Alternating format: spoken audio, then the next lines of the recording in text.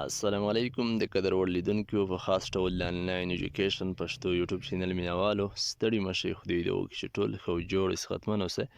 د قدر وړ لیدونکو په خاص ډول د انګلیسي ژبې زده کړې مینوالو زموږ نننۍ ورځې ویډیو چې د انګلیسي برخه کې د انګلیسي لغتونو لپاره ځانګړې شوې ده او په انګلیسي لغتونو برخه کې هم خاص زموږ لغتونه چې نن په خوراکي توکو پورې مربوط دي هغه مهم خوراکي توکي چې تاسو د همدې سره مخ کېدلی شئ هغه موږ تاسو ته په همدې ویډیو کې رااخیستي دي چې په انګلیسي ژبه کې باید تاسو د همدغه نومونه زده کړئ او وپېژنئ. ښه نو راځئ ویډیو طرف ته ګرځو. تاسو ویډیو تر پایه تعقیب وساتئ او د سکیپ هڅه مه کوئ. ښه رابه شو اوس هغه لغتونو ته تاسو متوجه اوسئ. ښه لومړی زموږ سره یو لغت دی په همدې تصویر تاسو ګورئ په همدې تصویر کې تاسو ته وریجې ښکاري چې بعضې خلک پیلو هم ورته وایي یا سلا وریجه هم ورته وایي.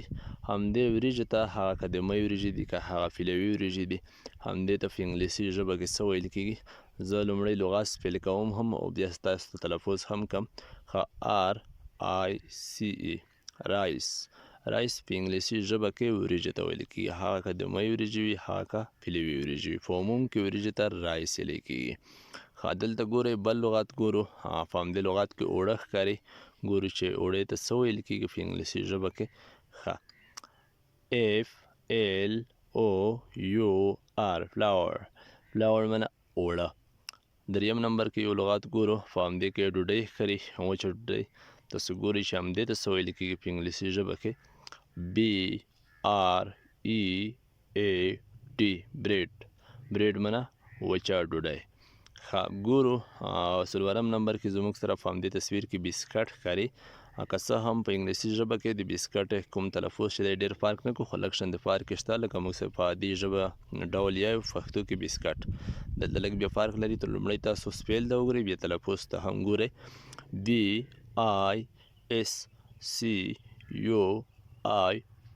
BISCUIT بسکټ معنی بسکټ. ښه بل لغت ګورو په همدې لغت کې تاسو ته بوره ښکاري بعضې خلک شیني هم ورته وایي ګورو چې په انګلیسي ژبه کې همدې ته څه وایي. ښه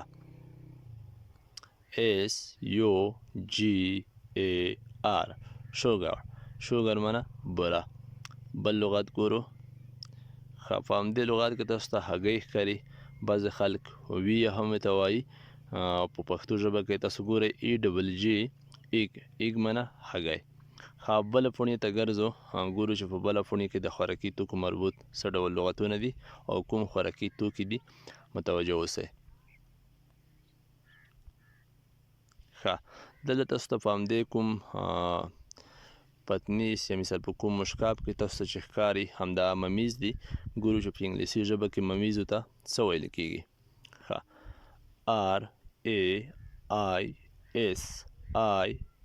RAISINS ریزن معنی ممیز. ښه ګورو دلته په همدې ګیلاس کې تاسو ته شیدې ښکاري ګورو چې شیدې ته څه ویل کېږي په انګلیسي ژبه کې متوجه اوسئ. MILK ملک معنی شیدې.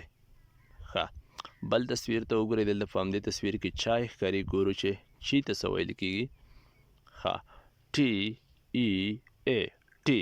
ټي معنی چای. بل تصویر ګورو دلته په همدې تصویر کې تاسو ته غوړي ښکاري ګورو چې په انګلیسي ژبه کې غوړیو ته څه ویل کېږي. ښه اویل معنی غوړي. بل تصویر ګورئ په همدې تصویر کې اوبه ښکاري ګورو چې اوبو ته څه ویل کېږي په انګلیسي ژبه کې. ښه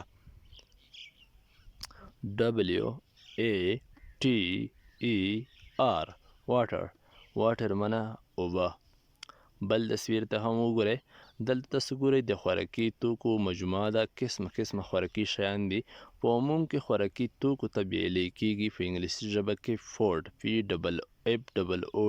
فوډ معنی خوراکي توکي یا خوراکي مواد.